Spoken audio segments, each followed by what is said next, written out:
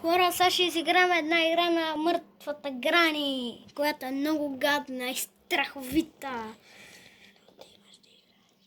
Първи ден, то си го пише отдолу. И дано да се надяваме, че няма да умреме чак за първи ден. Ако знаете къде се спава Грани, пишете долу в коментарите. Пускаме, клякаме, влизаме отдолу и чакаме Граните да дойдем. Ето я гранушката.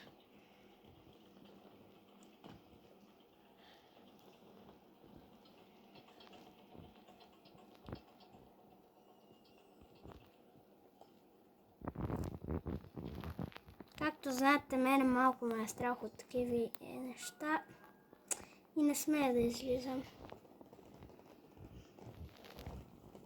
И в момента съм под леглото и чакам гранушката.